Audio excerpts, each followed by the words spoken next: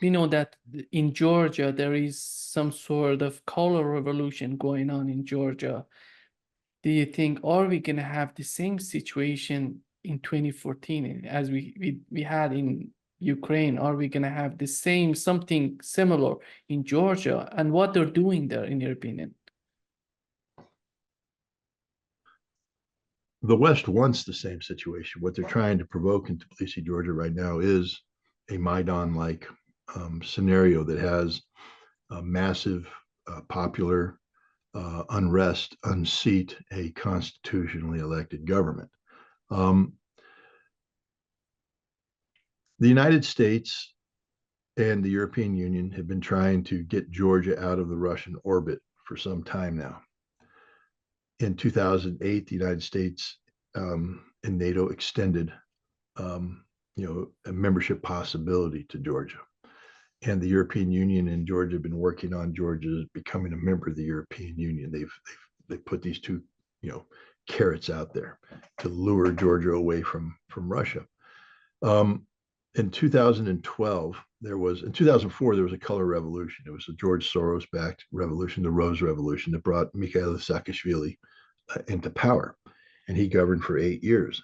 In 2008, he got Georgia involved in a disastrous conflict with Russia over South Ossetia, humiliating defeat for the Georgians. And after that, he increasingly became more autocratic until the point where he was abusing his power. And in 2012, he was voted out of office and then hounded out of Georgia as a criminal. They accused him of violating human rights. Today, he has been brought back. He's been imprisoned. And this is a big thing. The opposition party that he once headed, that was once the ruling party, is demanding his release.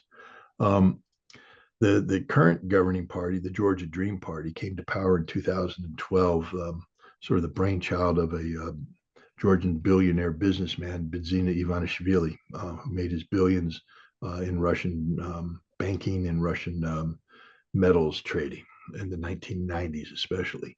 And Ivanishvili came back in and he ousted, he helped oust Mikhail Saakashvili. And then he sort of backed away and he was playing behind the scenes move. He, the Georgian Dream Party, the prime minister became other people besides Bidzina Ivanishvili.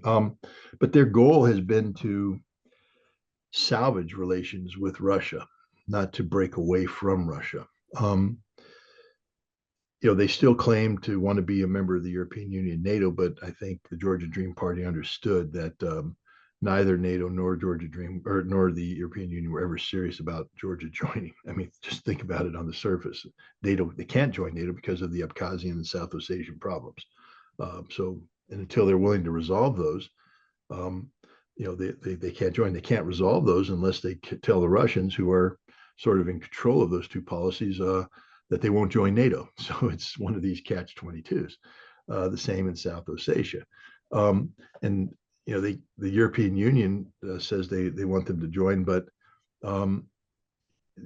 Georgia would have to do a complete cultural transformation away from conservative Georgian society to traditional values, which are not conducive for homosexuality or transgendered persons.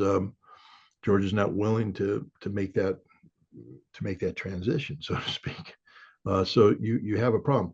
In 2023, in 2021, in 2020, 2021, the U.S. government and the European Union began a policy of trying to carry out another soft power coup against Georgia Dream, flooding Georgia with money to create political parties, to create non-governmental organizations, to create social movement organizations that would transform Georgia into a EU clone. In 2022, this effort took on an additional urgency because they wanted Georgia to join in the sanctioning of Russia, and they wanted Georgia to, later in 2023, to open up a second front against Russia. And the Georgia Dream Party said this is insane. To show you how the Georgia Dream Party is right on this, while the European Union's collective economy is in shrink mode, with Germany, suffering greatly, deindustrialization, and things of that nature. Since 2022, by maintaining close economic relations with Russia, Georgia's economy has grown by more than 10% each year. Um, that's sort of a good thing, unless you're somebody who says, well, we can't have that because then we'll never achieve our greater objective, which isn't to help Georgia, it's to use Georgia to create a second front against Russia. 2023, the Georgian Dream government, to counter this, proposed what's called the Foreign Agent Registration Act. There's the equivalent of, they call it they have a different name for it, foreign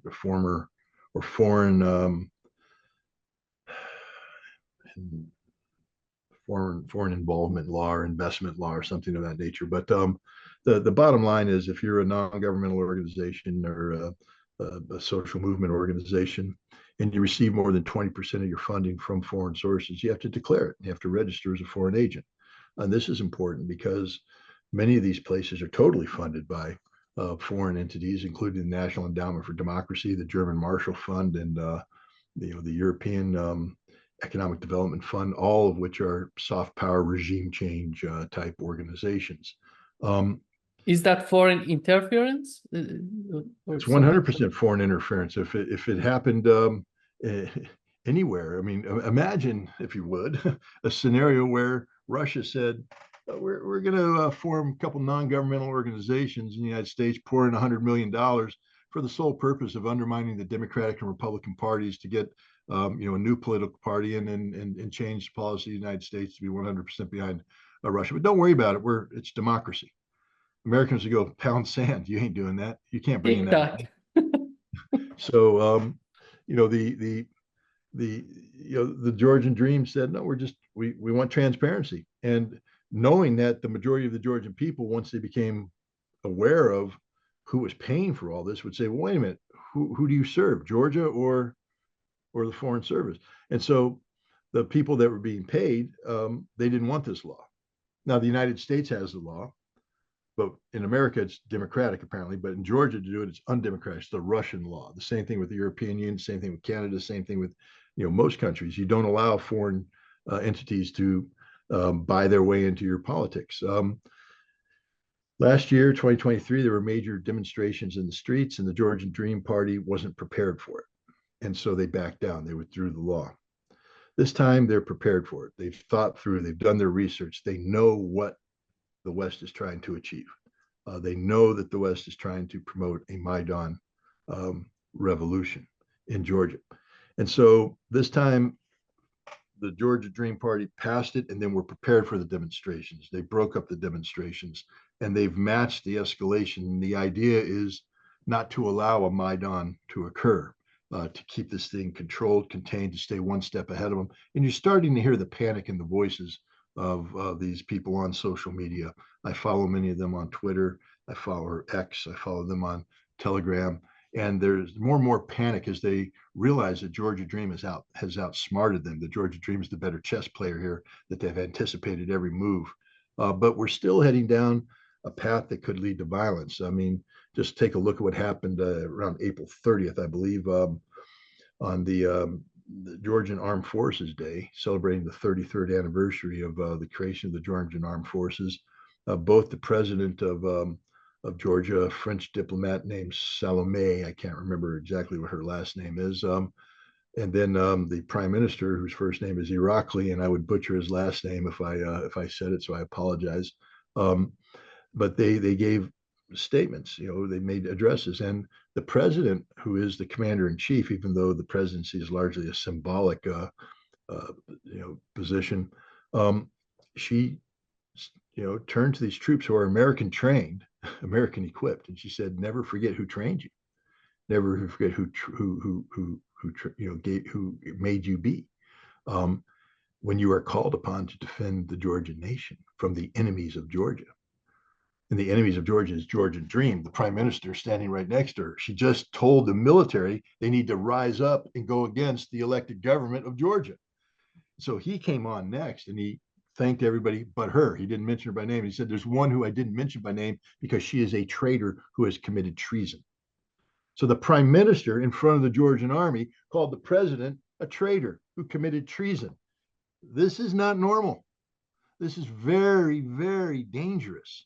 And as the opposition tries to create the conditions of the Maidan, right now we have a situation where there's a Georgian movement that is defined by a symbol of a Molotov cocktail that's linked to a story from last year where somebody threw a Molotov cocktail, the first use of an incendiary device in a protest.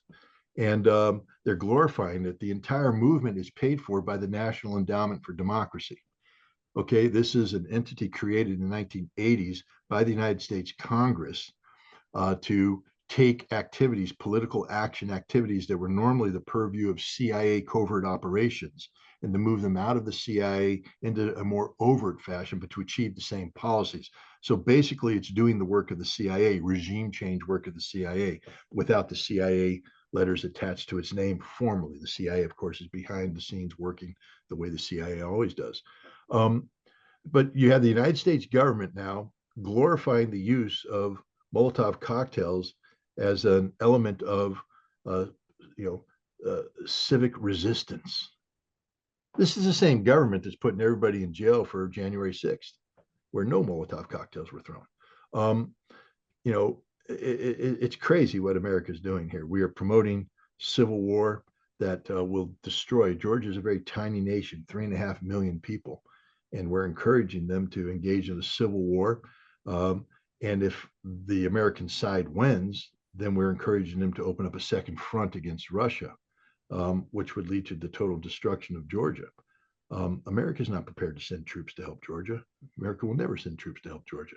We proved that in 2008 after Condoleezza Rice put pressure on then President Mikhail Saakashvili to invade South Ossetia. He did so with the Georgian army trained by the Americans. And 4 days later, the Russians totally defeated that army and actually moved in and occupied part of Georgia, threatened to capture Tbilisi. Georgia can't win against Russia, won't win against Russia. And we know this, but we are hoping that it will be enough to distract Russia so that Ukraine can recover. Now, if you're a Georgian, you have to ask yourself, we have a Georgia Dream government that's giving us 10% economic growth every year. We're not at war. Things are okay. And what does the United States want us to do? Join into sanctions that'll destroy our economy, and everybody admits that it'll destroy the Georgian economy. To open up a second front with Russia that will result in our total destruction as a nation within a week. Is that a friend? And the answer is no. America is not Georgia's friend. The European Union. Georgia will never be a member of NATO. Georgia will never be a member of the European Union. And both NATO and the European Union know this, but they're lying to the Georgians. They're misleading the Georgians. They're bribing the Georgians. They're pouring in hundreds of millions of dollars to win over the youth of Georgia, who are being trained that life is about receiving free money from foreign interests so that you can drink lattes in a cafe while plotting revolution. That's not how reality works. The other problem that it seems that would be the next conflict is in Georgia. Many people are asking Larry about this. How do you see, if you were to explain the situation, if you were to describe the situation right now in Georgia, in your opinion, what's going on there? CIA and British MI6 are trying to subvert the Georgian legislature. The bill that's before the legislature is being described as a pro-Russian bill. That's a lie. It's very, very similar to the Foreign Agents Registration Act, FARA, here in the United States, which wants basically, if you're getting paid in foreign money to do political things in your country, then by God, you got to report it. You can't hide it. That's all it's asking, disclosure for those who receive above, I think it's like 30% of their funding from overseas. Oh my God, CIA and Brits, you can't have that. It will expose us. Oh no, so they're out there paying money to get protesters in the street. They're trying to create a color revolution where the legislature will be forced to resign, forced to flee, and that they'll then put in puppets who will be more easily manipulated by the West. But I don't think the Ukrainians are going to succumb to it. They recognize what's at stake and they're going to fight back. They already got bamboozled once back in 2008. Georgians. Yeah, the Georgians, where they were, encouraged to fight the Russians because it'd be an easy win. And Turned out, nope, not so much. But I think Russia would not let anything like that happen again. in Oh, no, Georgia. yeah, Russia, listen, Russia has, I think, drawn the line. Western meddling is going to stop. The West cannot continue to accuse Russia of meddling in elections when the biggest meddlers in the whole damn world are the United States.